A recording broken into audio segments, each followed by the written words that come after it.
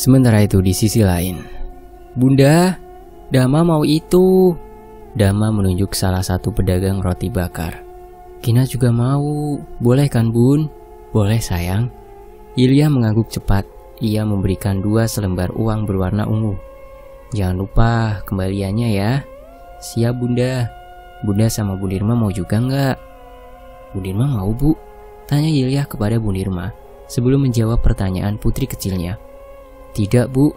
"Oke, kalau gitu roti bakarnya buat Kina sama Dama aja ya bun." "Iya, bunda sama Bu Nirma nggak mau sayang." "Iya bun." Kina segera menggandeng adiknya kemudian berlari menuju penjual roti bakar. Sementara itu Ilya dan Bu Nirma berjalan menepi. Mereka membeli es jeruk sembari duduk menunggu Kina dan Dama. Tidak bisa dipungkiri, meski Bu Nirma selalu bersikap baik dan menjadi orang yang selalu menemaninya, Ilya tetap merasa canggung jika tidak ada obrolan yang harus dibahas. Pembicaraan Ilya dan Bu Nirma selalu serius. Jarang sekali mereka saling melontarkan tawa. Sementara itu, setelah pulang dari pasar malam, Kina dan Dama dapat terlelap dengan cepat. Tanpa arahan dan suruhan dari siapapun, Ilya mengambil kain kafan dan perlengkapan lainnya untuk kembali melakukan sesuatu. Ia bertekad untuk segera menyelesaikan semuanya. Setidaknya, ada satu titik di mana dirinya dapat menyadari suatu hal yang selalu Ki Barjo ingatkan, mengenai sudut pandang yang tak pernah ia hiraukan sebelumnya. Ilya menghela nafas berat. Entah mengapa bayangan Nyai Li selalu mengusik dirinya. Sejak pertama kali bertemu dengan Nyai Li, perempuan yang muncul dari dalam lukisan penari yang Mas Arthur berikan itu sangatlah menyeramkan. Namun, mengapa kini dirinya selalu bersikap baik dan berusaha membantu Ilya untuk menyelesaikan masalah? Awalnya Ilya sama sekali tidak menaruh curiga. Toh Nyai Li benar-benar selalu hadir kala ia merasa kesusahan. Rasa curiga itu datang akibat pikirannya yang melayang jauh. Nyai Li selalu menggenggam bahu Ilya ketika ia berurusan dengan mayat-mayat itu. Malam ini, Ilya hanya akan membacakan mantra yang Ki Barjo berikan tanpa memanggil Nyai Li untuk turut serta membantunya. Dengan cekatan, Ilya duduk di tengah kain kafan tersebut. Namun ia kembali ingat perkataan Ki Barjo. Ilya segera mengambil tanah kuburan yang sengaja ia simpan di dalam lemari. Ia berharap jika tanah tersebut masih bisa digunakan untuk menyelamatkan hidupnya. Tidak lupa juga, Ilya mengantongi serbuk dan cincin yang diberikan oleh Ki Barjo. Khawatir jika ada kejadian buruk, tidak seperti biasanya. Ilya dapat merasakan jika Nyai Li tidak muncul dan memegangi bahunya. Ilya belum membuka kedua bola mata. Ia masih memantapkan diri, berharap jika malam ini setidaknya ia mampu melihat titik terang. Ketika pejamkan mata terbuka, Ilya melihat sesuatu yang dulu pernah ia lihat ketika masuk ke dalam sumur. Keadaan sumur seketika berubah menjadi ruang pembunuhan. Puluhan mayat tergeletak. Bukan hanya itu, Ilya menyaksikan dengan jelas penyiksaan yang dihadapi gadis-gadis lugu. Mereka diperlakukan sangat buruk. Ilya tidak bisa melihat wajah si pembunuh itu. Yang pasti cara menghabisi gadis-gadis itu terlihat sangat mengerikan. Lelaki itu terlihat seperti orang kesetanan. Gadis-gadis itu dirantai dan juga dipasung. Mereka terlihat lemah, menyerah dengan keadaan yang tentu saja harus mereka terima. Seolah mereka menunggu giliran untuk mati dalam keadaan yang mengenaskan. Ketika giliran itu tiba, tubuh mereka akan dipenggal, disayat, dipotong, dan ditusuk hingga hancur. Ilya hanya bisa diam dan berusaha untuk mencermati sesuatu yang ia lihat. Bentuk tubuh si pembunuh itu sangat berbeda dengan Mas Arthur. Ia terlihat lebih kurus dan memiliki model rambut yang juga berbeda. Ilya sangat berharap jika pembunuh itu benar-benar bukan Mas Arthur. "Tolong, jangan bunuh saya," lirih seorang gadis memohon. Ia tampak begitu ketakutan. "Saya tidak akan melepasmu. Ayo kemari sayang. Jangan sampai aku harus menyeret paksa tubuhmu." "Jangan, saya tidak mau meninggalkan anak saya. Saya akan melakukan apapun, tolong." "Diam!" Lelaki itu menarik paksa si gadis. Ia terlihat sangat kalap. "Saya akan melakukan apapun, termasuk mencari gadis-gadis lain untuk kau bunuh." Lelaki itu seketika bungkam. Entah apa yang akan dilakukannya. Gadis itu diseret menepi. Sayatan demi sayatan membuatnya mengerang kesakitan. Darah yang berjatuhan menambah tangis itu semakin kencang. Kini, gadis itu terlihat pasrah akan kematian. Percuma menolak, takdir kematiannya sudah ada di depan mata. Yulia tahu, luka yang ada pada jemari gadis itu sangat menyakitkan. Sampai akhirnya, lelaki itu sudah mempersiapkan alat untuk memenggal bagian kepala gadis itu. Tidak, saya bersumpah akan membawakan banyak gadis untukmu, Tuan. Tolong lepaskan aku. Apa kau bilang? Saya bersumpah. Di luar dugaan Yulia, dengan mudahnya lelaki itu meninggalkan sosok yang baru saja ia lukai. Lelaki itu menyeret paksa gadis lain. Ia tidak peduli dengan rengek itu. Sebuah kapak besar diambilnya, kemudian menghantamkan kapak tepat di atas kepala si gadis. Trot! Darah bercucuran. Seketika kepala gadis itu hancur. Isi kepalanya dikeluarkan oleh lelaki itu, diletakkan pada kotak besar. Ternyata kotak tersebut menjadi tempat isi kepala korban. Lancang sekali kamu. Yulia mengalihkan pandangan. Suara itu ternyata berasal dari sosok yang berdiri tepat di depan pintu. Dia, Nyai Li. Wajah Nyai Li terlihat sangat menyeramkan. Sorot matanya sama seperti ketika pertama kali bertemu. Padahal selama ini Nyai Li selalu bersikap tenang. Dugaan Yulia, Nyai Li marah besar akibat kejadian malam ini. Yulia sama sekali tidak membacakan mantra pemanggil Nyai Li. Yulia hanya ingin tahu lebih cepat mengenai puluhan mayat-mayat itu. Mereka berhak pulang dan pergi ke tempat yang semestinya. Yulia merasa ada sesuatu yang mengganjal. Tidak seharusnya Nyai Li mengeluarkan amarah sebesar ini hanya karena Yulia tidak memanggilnya. Kejadian malam ini seharusnya belum kamu ketahui, Yulia. Masih banyak hal lain yang harus kamu selesaikan. Sampai kapan, Nyai? Saya ingin segera menyelesaikan semua ini. Batin saya menangis melihat mayat-mayat itu tergeletak tidak berdaya. Saya bisa merasakan bagaimana jika saya ada di posisi mereka. Sentakan Yulia langsung mendapatkan serangan oleh Nyai Li. Apa yang sebenarnya terjadi? Nyai Li tampak begitu mengerikan. Ia melemparkan selendang, seolah selendang tersebut merupakan benda tajam yang dapat melukai orang lain. Tidak tinggal diam, Yulia mengambil serbuk pemberian Ki Barjo. Entah mengapa, rasa curiganya semakin memuncak. Yulia merasa jika ada sesuatu yang aneh.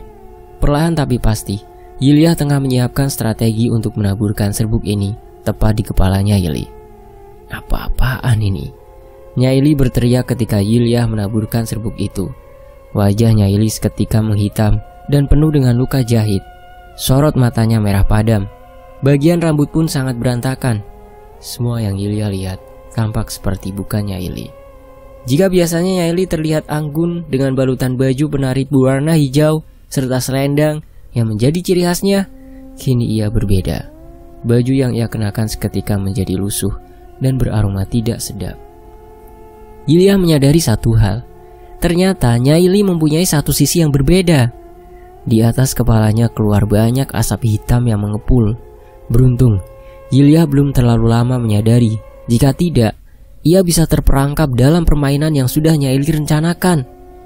Pasti Ki Barjo yang sudah memberikan serbuk penawar itu padamu, Yulia. Ayo, katakan sesuatu. Benar sekali. Seharusnya dari dulu saya sadar akan rencana yang sudah Nyai susun selama ini. Topeng itu sudah terbuka, Nyai. Yulia, percayalah. Saya tidak akan menyesatkanmu. Segera bereskan semuanya. Tidak, Nyai, sebaiknya Nyai pergi dari sini. Jangan ikut campur lagi mengenai urusan ini. Kamu akan menyesal telah mengusir saya, Yulia. Oh, tidak akan, Nyai. Nyai Li pun menghilang setelah membacakan suatu kalimat. Yulia kembali memejamkan kedua bola mata. Sungguh, ia masih sangat penasaran dan mencurigai siapa sebenarnya lelaki itu. Namun sayang sekali, ketika Yulia selesai membacakan kalimat yang diberikan oleh Ki Barjo, kemudian membuka pejaman mata, hal yang sangat ingin Yulia lihat itu tidak ada. Entah kemana perginya lelaki itu. Yang Yulia lihat hanyalah mayat-mayat yang tergeletak di dalam sumur. Ternyata Nyai Li benar-benar mempunyai rencana jahat. Batin Yulia berbicara. Setidaknya satu titik sudah mulai memancarkan sinar. Tinggal beberapa langkah lagi yang harus Yulia hadapi. Setidaknya mengetahui sisi gelap Nyai Li saja sudah sangat berharga. Dengan begitu, Yulia bisa lebih berhati-hati. Padahal selama ini Nyai Li lah yang sudah banyak membantu. Ternyata Di balik topeng yang ia pakai, tersimpan pula kejahatan. Nyai Li sangat licik. Meski pikiran Yilya masih dipenuhi berbagai macam pertanyaan, Yilya menghentikan semua untuk malam ini. Percuma saja dirinya tetap duduk di tengah kain kafan tersebut jika tidak ada maksud dan tujuan. Yang pasti, Yilya mulai mencurigai sosok gadis anak yang tidak lelaki itu bunuh. Nasib baik dan keberuntungan ternyata masih menghampirinya. Meski tetap hidup, gadis itu tampak sangat kesakitan setelah jemarinya disayat sedemikian rupa. Yilya, sebentar lagi kita akan perang, ujar sosok perempuan yang pernah ia temui dahulu. Sementara itu, di sisi lain, Nida, ambilkan darah milik Bu Eni. Nida mengangguk. Dengan cekatan, perempuan itu menuangkan darah pada gelas berukuran sedang. Mereka berdua tampak santai. Tidak ada raut kecemasan sama sekali, seolah tidak memiliki beban kehidupan. Beberapa hari yang lalu, Mas Arthur dan Nida merencanakan sesuatu. Mereka sengaja pergi dari rumah untuk menyelesaikan sebuah persoalan. Namun, waktu yang sudah mereka rencanakan tidak cukup. Semua terjadi di luar dugaan. Untung saja, mereka sudah menyiapkan semua dengan matang, dan resiko yang kemungkinan besar akan terjadi. Ini Mas, kamu kok suka banget mainin darah Bu Eni? Aku cuma kebayang ekspresi Bu Eni pas lagi sekarat. Si gendut itu tetap gak mau mengaku salah. Dasar keras kepala. Emangnya Bu Eni salah apa Mas? Jangan bodoh Nida. Bu Eni sudah melihat aksi kita. Selebihnya, aku membenci perlakuan Bu Eni pada istriku, Yilya. Budak cinta, sampai kapan kau dibutakan oleh Yilya, Mas? Kita sudah lama saling mengenal. Baru kali ini aku melihat kamu benar-benar serius mencintai seseorang. Tentu saja Yilya itu berbeda, Nida. Senyumnya begitu manis, membayangkannya sudah membuatku gila. Mas, ingat rencana awal kita datang ke sini? Iya, tentu saja aku ingat. Aku hanya sedikit merindukan istriku. Sulit sekali berbicara dengan orang yang sedang dimabuk cinta. Cinta itu menyenangkan, Nida, percayalah. Semenjak aku kehilangan suamiku, cinta itu ikut hilang, Mas. Tidak ada yang bisa menggantikannya. Dia begitu. Lupakan saja. Kenapa kita saling membahas tentang cinta? Entahlah, Mas. Lebih baik kita fokus membicarakan rencana pembunuhan berikutnya. Kita nggak bisa tinggal diam. Dalam 1 minggu, kita harus membunuh minimal 3 nyawa perempuan, Mas. Rencana itu bukan urusanku, Nida. Bukankah dulu kau yang memohon untuk tetap hidup dan bersumpah akan membawakanku gadis-gadis? Iya, Mas, itu aku. Tapi aku bingung. Untuk saat ini, belum ada target lain. Apalagi sekarang aku pengangguran. Susah cari teman perempuan. Semua teman-temanku sudah mati di tangan kita. Terserah, yang pasti aku mau Yilya berhenti untuk memecahkan masalah ini. Jika tidak, aku sangat takut mengecewakannya. Bukan hanya itu, Mas. Kita akan lenyap dari muka bumi. Aku tidak bisa membayangkan jika itu terjadi. Benar, kita harus cari cara untuk membuat Yilya menghentikan aksinya. Cepat hubungi Yono. Kita harus berdiskusi. Nida segera mengambil ponsel yang diletakkan di atas nakas. Tanpa berpikir panjang, Nida menghubungi Mas Yono. Sudah sekian lama mereka bertiga saling bekerja sama. Meski tujuan utama mereka berbeda, tetapi mereka memiliki satu tujuan lain yang sama. Satu tujuan itu tidak dapat terselesaikan tanpa kerjasama ini. Sudah sekian tahun Mas Arthur, Nida dan Mas Yono saling mengenal. Sebelum kejadian ini, usaha Yilya memecahkan misteri terjadi. Jarang sekali mereka berkomunikasi dan saling bertukar kabar. Namun, keasingan itu kini memudar. Mereka saling menyusun rencana untuk membuat keadaan kembali seperti dulu. Mas Arthur mengajak Yilya untuk pindah ke rumah kumuh itu karena ingin melancarkan aksi kejamnya yang sudah dilakukan bertahun-tahun. Namun, ternyata Yilya bukan perempuan biasa. Tidak seperti mantan istri Mas Arthur yang sama sekali tidak menaruh curiga apapun di rumah itu. Jadi, sebelum Mas Arthur menikah dengan Yilya, ia sudah menikah dengan wanita lain. Namun pernikahan-pernikahan sebelumnya selalu gagal dan berakhir di sekitar sumur. Mas Arthur selalu membunuh mantan istrinya. Bukan hanya satu kali ia melakukan hal tersebut. Mungkin karena itu juga, ketika Yilyah pindah rumah, beberapa di antara mantan istri Mas Arthur menyimpan dendam dan terus mengusik keluarga Yilyah. Mas Arthur tidak menyangka jika membawa Yilyah beserta kedua buah hatinya ke rumah kumuh itu merupakan kesalahan besar. Dengan begitu, tidak jauh berbeda jika Mas Arthur sendirilah yang perlahan membuat rahasia besar yang sudah ia tutupi selama ini harus berada di ambang kehancuran. Mas Arthur sangat mengenal Yilyah. Perempuan yang kini sudah menjadi istrinya itu sangat memiliki rasa ingin tahu yang sangat tinggi. Tidak mudah bagi Yilyah untuk menyerah atas sesuatu yang masih mengganjal di benaknya. Jadi gimana, Tur? Mulai permainan yang sudah kita rencanakan. Aku sudah membersihkan kertas itu. Yilyah terlihat sangat cemas. Sampai akhirnya Barjo datang untuk menenangkan. Dia lagi. Mas Arthur melempar keras gelas yang ada di hadapannya. Aku sudah bilang, Mas, si tua itu memiliki dendam. Untuk apa ia membantu Yilyah jika bukan karena ingin menghancurkan kita? Tidak ada cara lain. Kita harus lebih licik dari si Barjo. Yang terpenting aku harus menjauhkan Yilyah. Tapi gimana caranya? Mereka sudah sangat dekat. Bahkan Yilyah sudah menganggap Barjo kakeknya sendiri. Tidak ada alasan yang kuat untuk membuat mereka jauh. Barjo sudah mengkhianati kita, Arthur. Kenapa kau masih mempertahankan sikap seperti ini? Kalau bukan karena Barjo, iya aku memang membenci Barjo. Tapi Barjo tetap teman kita. Meski ia sudah berkhianat, Barjo sudah kembali ke jalan yang benar. Ia hanya ingin kita menyadari bahwa semua kejahatan ini harus diakhiri. Mas Arthur mulai mengatur nafas sembari menatap lekat pecahan gelas akibat perbuatannya. Mas, aku tidak mau mati. Sudah bertahun-tahun kita melakukan pembunuhan ini. Kita tidak akan mati, Nida. Aku akan berusaha untuk membuat Yilyah menjauhi Barjo. Kita sudah hidup bertahun-tahun lamanya. Tapi kenapa sampai saat ini kita belum siap untuk menghadap Sang Pencipta? Tanya Mas Yono seraya tersenyum sinis. Karena kita takut neraka lebih pantas menjadi tempat kita tinggal.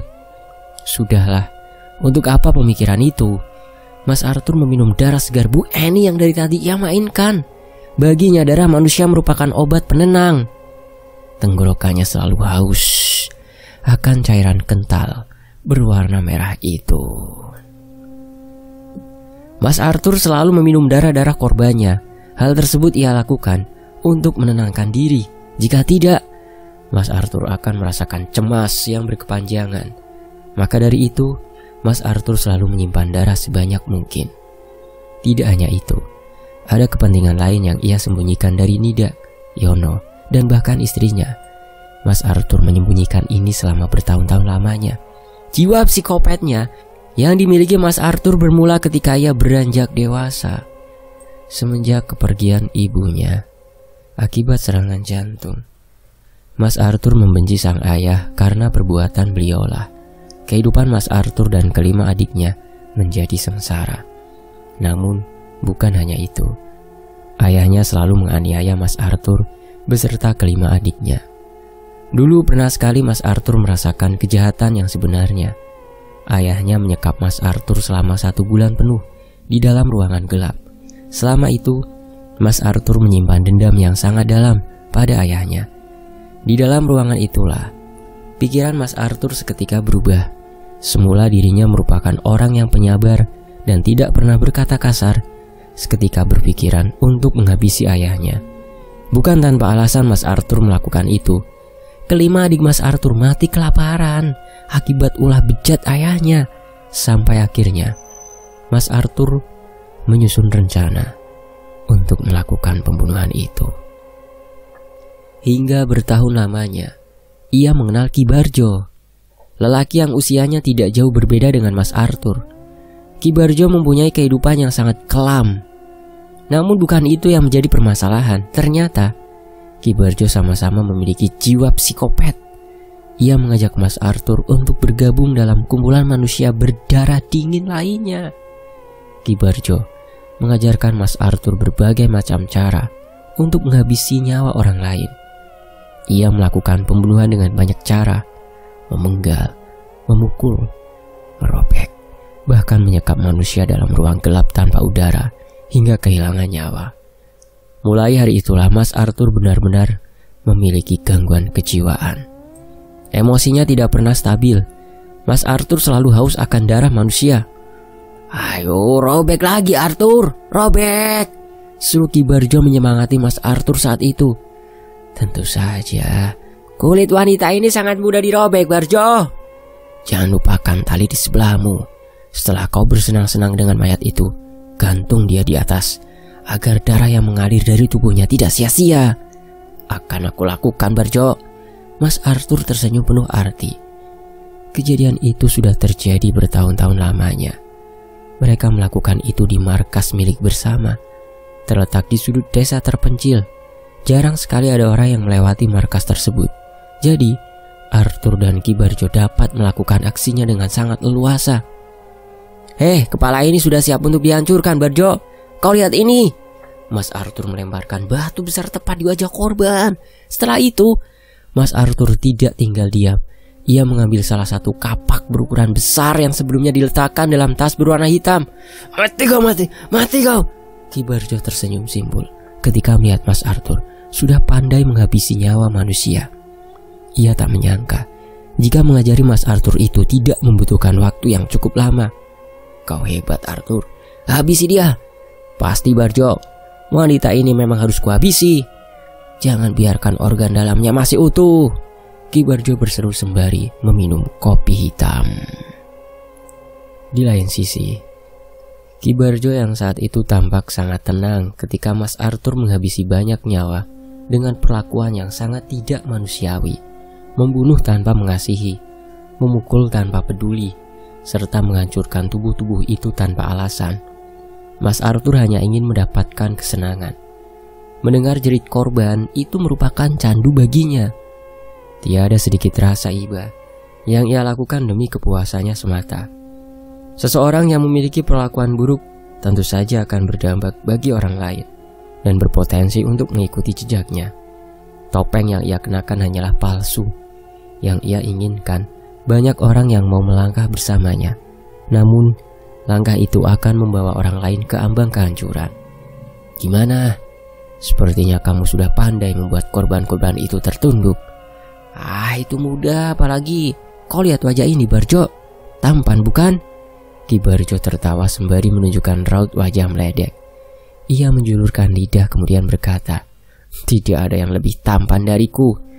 "Baiklah Barjo, terserah apa maumu. Aku sedikit merasa cemas.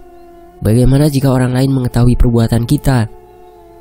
"Jangan pikirkan sesuatu yang hanya akan membuat pertanyaan di kepalamu itu muncul. Tetap bersikap tenang." "Apakah kita seorang pembunuh?" tawa Ki Barjo seketika memudar. "Mereka memang seorang pembunuh. Minumlah darah ini untuk membuat pikiranmu lebih tenang Arthur." Meski kejiwaan Mas Arthur sangat terganggu, sisi baik yang dimilikinya terkadang muncul dan membuat rasa bersalah mulai menghampiri. Namun, Mas Arthur sudah menentukan pilihan. Ia lebih memilih tetap bersama Ki Barjo dan melakukan kegiatan-kegiatan mengerikan lainnya. "Kau benar, kita sangat jahat Arthur." "Lebih tepatnya kita berarti seperti iblis, Jo." "Lalu apa yang akan kau lakukan setelah ini?" "Aku tetap membunuh." "Sialan," balas Ki Barjo sembari memukuli kepala Mas Arthur menggunakan koran. Mereka tertawa bersama, seolah dunia yang mereka pijaki tiada beban. Kesadaran mereka hanyalah angin lalu. Kini yang tertanam dalam diri tak lain ialah menghabisi nyawa manusia.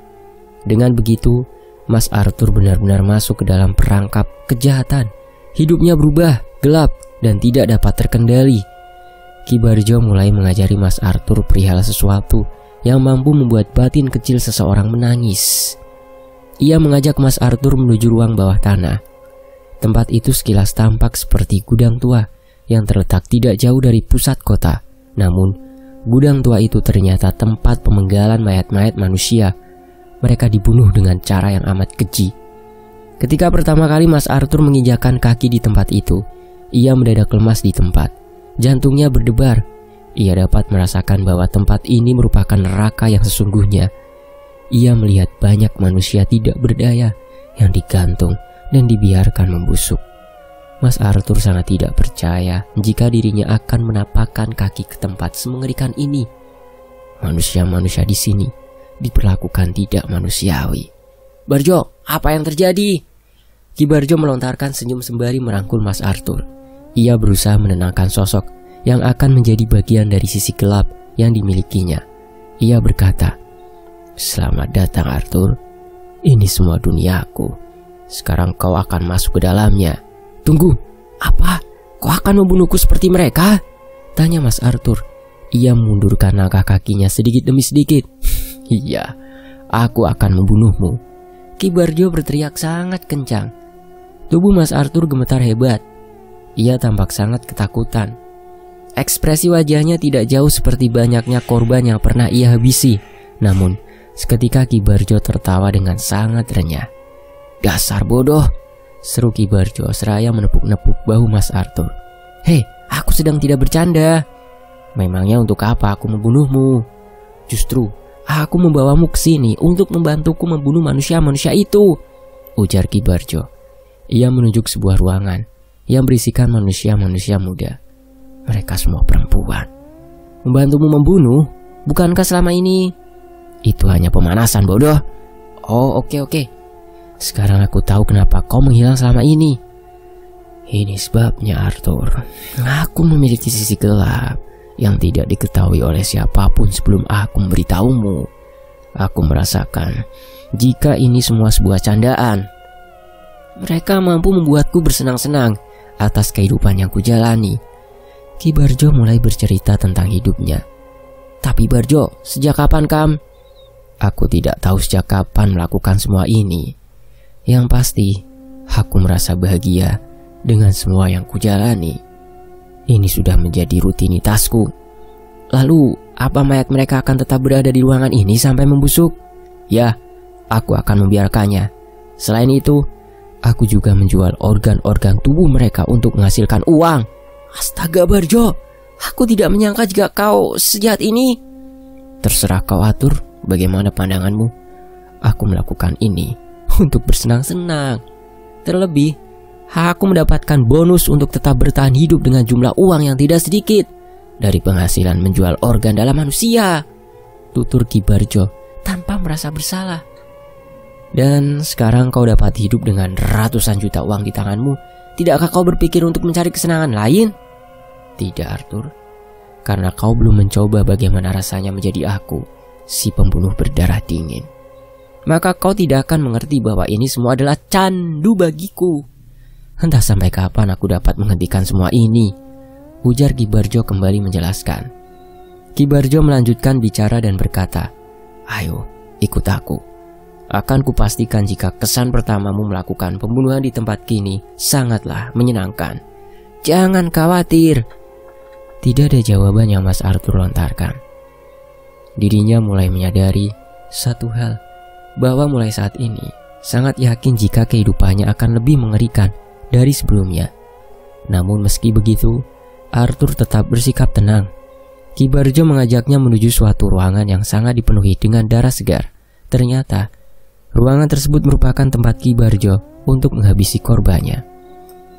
Terdapat banyak sekali pisau di dalam sebuah lemari tua. Pisau-pisau tersebut selalu Ki Barjo jaga untuk melancarkan aksinya. Mas Arthur memperhatikan satu persatu pisau tersebut, kemudian mengambil salah satu di antaranya yang tampak sangat tajam. Ia memberikan sebuah kode mimik wajah yang dapat diartikan jika dirinya sudah siap melancarkan aksinya tanpa rasa iba. Ki Barjo menyeret salah satu perempuan dari dalam ruang gelap yang menjadi tempatnya menunggu kematian.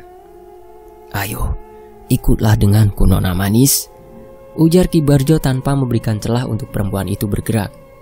Ia menyeret dengan sangat berhati-hati, khawatir jika perempuan itu lolos.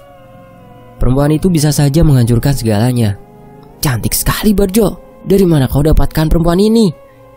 "Pesta coklat hangat di salah satu klub malam. Dia memang sangat cantik dan penurut, pastinya. Tapi, apa aku dapat tega menghabisinya?"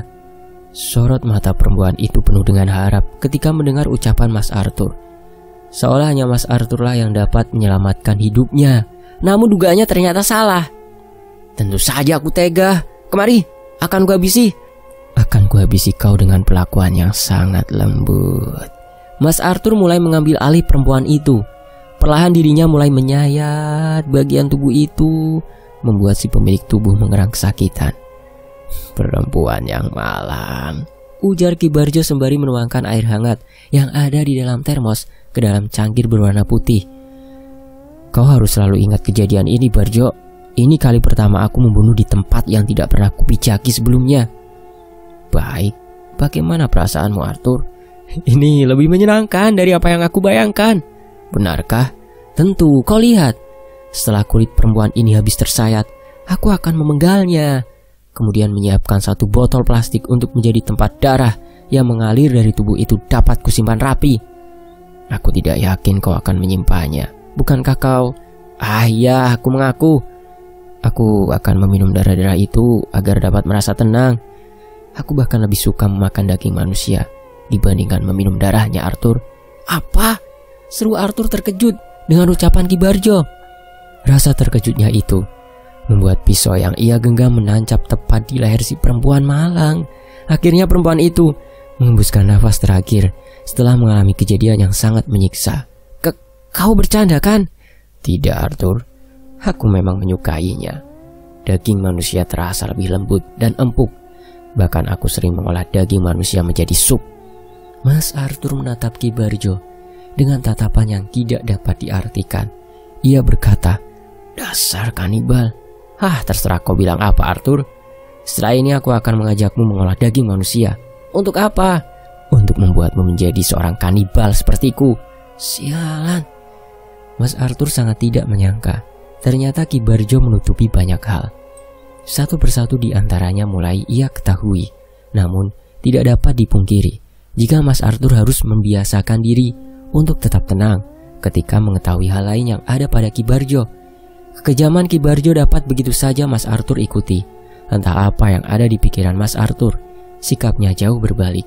Ia justru melakukan sesuatu tanpa memberikan rasa iba. Yang kini ia lakukan hanyalah untuk bersenang-senang, seperti apa yang dikatakan oleh Ki Barjo. Kau sudah jago memenggal, Arthur. Besok akan kuajarkan untuk memotong bagian keras yang ada di dalam tubuh manusia. Benarkah? Tentu saja. Aku tidak pernah menutupi sesuatu darimu. Aku sangat senang, Barjo. Terima kasih. Tentu, mari. Sekarang saatnya kita membereskan semua ini, ujar Ki Barjo sembari menunjuk bagian tubuh perempuan itu yang sudah tak dapat dikenali. Baik, jangan lupa setelah ini aku akan memperlihatkan kepadamu bagaimana cara mengolah daging manusia. Bagaimana caranya, Ki? Sementara itu kita kembali ke masa sekarang. Jadi selama ini Nyai Li hanya berpura-pura? Yilya sangat tidak percaya dengan kejadian yang sesungguhnya. Benar, balas Bu Nirma dengan singkat. Selama ini Yilya selalu mengikuti perkataan Nyai Li, tetapi itu hanya akal-akalannya saja. Nyai Li merupakan si pembuat perangkap. Sampai akhirnya Yilya mulai merenung. Ia berusaha untuk mengingat setiap kejadian yang dilalui bersama Nyai Li. Tidak ada yang perlu dicurigai, hanya saja seketika Yilya menganggukkan kepala saat ia mengingat pertemuan awal dengan Nyai Li. Si penari Nyai Li yang muncul dari dalam lukisan itu tampak menggila dan marah besar. Ia menggeliat seperti orang kesetanan. Bahkan Nyai Li sempat membentak Yilya untuk mengeluarkan amarahnya. Bendakan itulah yang membuat Yilya mulai saat ini mengerti jika ternyata Nyai Li telah menutupi sesuatu. Dasar licik. Tidak ada sahutan apapun. Bu Nirma hanya terdiam meski Yilya terus membicarakan Nyai Li. Entah apa yang ada di dalam pikirannya. Bu Nirma hanya menanggapi perkataan Yilya dengan raut wajah. Sekarang saya sudah tahu, Bu Nirma. Nyai Li itu sebenarnya busuk. Untung saja Ki Barjo selalu memperingati saya. Ki Barjo juga memberikan saya serbuk. Serbuk itu memang yang Bu Yilya butuhkan, ujar Bu Nirma akhirnya membuka suara. Kalau begitu, kenapa Ki Barjo tidak memberikan serbuk itu dari dulu? Untuk melatih kepekaan Bu Yilya. Ternyata justru semua itu hanya memperlambat penyelidikan. Bu Yilya sangat mudah terpengaruh dengan perkataan Nyai Li. Saya tidak dapat menyadarinya, Bu. Bagaimana dengan masalah lain jika saat ini saja saya tidak mampu? Bu Yulia pasti bisa. Yang perlu ibu lakukan hanyalah tetap bersikap tenang dan belajar dari kesalahan. Yulia mengangguk. Seketika dirinya memikirkan sosok tante yang selalu mengajak Dama bermain. Apa mungkin wanita itu mempunyai sifat yang jahat seperti Nyai Li? Terutama ketika Yulia menyadari bahwa Nyai Li lah yang mengenalkannya. Bisa jadi jika ternyata wanita itu merupakan suruhan Nyai Li, ini tidak dapat dibiarkan. Dama, seru Yulia seketika. Bocah itu pasti sedang bermain dengan Kina, ujar Bu Nirma menimpali. Tidak mungkin, saya harus bagaimana Bu Nirma? Dama pasti dalam bahaya sekarang. Bodoh sekali saya meninggalkannya, meski hanya sebentar. Yulia merasa bersalah ketika menyadari bahwa ia meninggalkan buah hatinya demi mengunjungi rumah Bu Nirma. Tenang Bu, jarak rumah Bu Yulia dari sini hanya beberapa langkah saja. Bu Nirma tetap bersikap biasa saja, seolah mengetahui sesuatu. Tidak, saya harus pulang Bu. Firasat saya tidak enak. Saya takut Dama berada dalam bahaya. Bu Nirma tersenyum tenang. Silakan Bu, kabari saya jika terjadi sesuatu. Tanpa menunggu apapun, Yulia mempercepat langkahnya menuju rumah. Ia tidak menyangka jika obrolan antara dirinya dengan Bu Nirma semakin panjang. Padahal Yulia hanya mampir ke rumah Bu Nirma untuk mengambil beberapa tomat hijau, karena dirinya kehabisan tomat hijau ketika membeli sayur. Namun seperti biasa, Bu Nirma sudah mengetahui kejadian yang Yulia alami. Dengan begitu, Yulia selalu membuka suara dan menceritakan banyak hal. Kecemasan Yulia akhirnya mereda ketika melihat Dama dalam keadaan baik-baik saja. Bersama sang kakak, tubuh kecilnya menaiki tumpukan kasur dan bantal. Dama dan Kina terlihat sangat senang. Namun, seketika pandangan Yulia terkunci pada wajah Kina. Gadis kecil itu tampak sangat pucat. Dari pagi hari, Kina mulai menunjukkan bahwa dirinya sedang tidak enak badan. Kina terlihat sangat lemas, tetapi ia tetap berusaha menemani adik kecilnya bermain. Sesuatu yang terjadi pada Kina terasa sangat mendadak. Beberapa hari yang lalu, Kina bahkan tidak menunjukkan tanda apapun. Bunda udah pulang? Tanya Kina berusaha menyapa Yulia. Kina melontarkan senyum sembari membenarkan posisi duduk. Udah sayang, Kina masih pusing. Enggak Bun, Kina haus. Yulia segera mengambilkan segelas air mineral untuk buah hatinya. Sore ini kita ke dokter ya sayang. Kalau Kina pusing, Kina bilang sama Bunda. Kina nggak pusing kok Bun. Kina mau main sama Dama ya. Istirahat aja yuk, Kina pucat banget nak. Bunda nggak mau ada sesuatu yang terjadi, kata Yulia berusaha membujuk. Kina nggak. Tiba-tiba Yulia dikejutkan dengan muntah darah yang dialami oleh putri kecilnya. Kina mengeluarkan darah segar. Namun tidak hanya itu. Sesuatu yang keluar dari mulut mungil Kina tampak sangat menjijikan. Dugaan Yulia ternyata salah. Bukan Dama yang sedang dalam bahaya, melainkan Kina. Terdapat banyak sekali ulat kecil yang keluar bersamaan muntah tersebut. Yulia dapat melihat jelas. Kina merasa mual dan ketakutan. Kejadian ini kembali terjadi. Selalu Kina yang kena imbasnya. Yulia semakin merasa bersalah pada dirinya sendiri. Kina, tenang sayang, seru Yulia sembari menggenggam jemari buah hatinya. Bunda, di mulut Kak Kina banyak. Seketika Dama tak sadarkan diri sebelum ia sempat menyelesaikan bicara. Bau busuk memenuhi ruangan. Bau itu seperti kotoran manusia. Padahal muntah yang dikeluarkan oleh Kina tidak lain hanyalah ulat-ulat kecil. Oh tidak. Yulia mulai panik. Darah yang keluar dari mulut Kina seketika bertambah banyak. Entah apa yang sedang terjadi. Ulat-ulat itu pun menjadi lebih besar. Meski Yulia merasa jijik, Kina lebih penting. Puncaknya ketika muncul sesuatu yang mengganjal dari dalam mulut Kina. Hal tersebut membuat darah yang keluar dari mulut Kina terhalangi. Sekilas Yulia melihat ke dalam mulut Kina. Sesuatu yang mengganjal itu tampak seperti daging. Kina sayang, Kina coba batuk sekarang nak, jangan ditahan ya. Kina menggeleng. Ia memberikan tanda kepada ibunya bahwa dirinya tidak dapat melakukan hal tersebut. Kina merasa sangat kesakitan. Melihat Kina hampir saja menyerah, Yulia segera mengambil tindakan. Ia menepuk-nepuk pundak Kina, berusaha untuk membuat sesuatu yang ada di mulut Kina dapat keluar. Namun usahanya sia-sia. Sampai akhirnya Yulia terpaksa untuk memasukkan beberapa jemarinya ke dalam mulut Kina, kemudian mencongkelnya dengan perlahan. Beruntung Yulia tidak terlambat. Ternyata sesuatu yang ada di dalam mulut Kina itu merupakan usus manusia. Meski sudah dapat sedikit keluar, ternyata tidak semudah yang dibayangkan. Yulia harus menarik paksa agar panjang ususnya tersebut dapat keluar dari mulut Kina. Akhirnya, ujar Yulia sembari menghirup nafas lega ketika usus tersebut dapat keluar semua. Seketika Kina tidak sadarkan diri. Kita awali perang kejadian ini, Yulia. Kau sudah siap?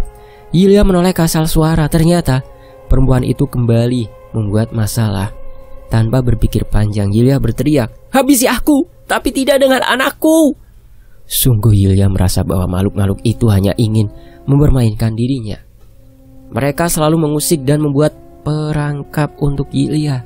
Sampai akhirnya keburukan-keburukan itu mulai terbongkar. "Tentu saja itu yang aku inginkan," bentak perempuan itu seraya tertawa mengerikan. Keadaan rumah seketika sunyi, gelap, dan terasa sangat mengganjal. Rupanya semua ini ulah perempuan itu. Dari awal pertemuan dengannya, perempuan itu sangat menginginkan Yulia mati. Mungkin ini saatnya untuk ia berusaha membuat keinginannya menjadi nyata. Namun, mengapa harus Kina? Apakah perempuan itu salah sasaran? Satu hal, Yulia, sepertinya aku lebih menyukai anakmu. Dia lugu dan dapat melihatku berubah wujud. Maka perempuan itu berusaha menggantung ucapannya. Aku ingin membuatnya mati. Lanjut perempuan itu diiringi dengan sorot mata tajam Yulia. Tidak semudah itu. Aku ibunya. Aku akan melakukan apapun untuk tetap membuat buah hatiku tumbuh dan berada di dunia ini. Anggap saja itu sebuah impian yang hanya menjadi omong kosong. Kita lihat nanti. Aku tidak segan-segan untuk membuat hidupmu menderita. Mungkin dengan membunuh Kina, kau akan lebih tunduk kepada aku. Mustahil, suruh Yulia membalas ucapannya. Tidak ada yang mustahil di dunia ini. Bersiaplah atas kematian putrimu. Bersiaplah. Oh tidak, itu suaranya Yili. Ia tampak sangat mengerikan. Giginya bertaring. Riasan di wajahnya pun sama sekali tidak mencerminkan Nyai yang dulu. Sangat marah. Nyai, lirih Yulia bersuara sembari meremas ujung baju. Kau dalam bahaya setelah ini. Akan kupastikan jika hidupmu semakin dipenuhi tanda tanya. Kau menyimpan dendam, Nyai? Pertanyaan itu terlontar begitu saja. Tentu, mulai detik ini akan kukirimkan puluhan mayat untuk mengganggu kehidupanmu, Yulia. Bersambung. Nantikan kelanjutannya hanya di Tony FS. Jangan lupa follow akun Wattpad akun AF_Lazuraj03 ya. Beliau juga menuliskan kisah-kisah yang lain di akunnya, yaitu di akun Wattpad. Nanti linknya saya sertakan di deskripsi. Demikianlah Maya dalam sumur bagian keempat. Nantikan selanjutnya hanya di Tony FS. Terima kasih semuanya ya. Semoga terhibur.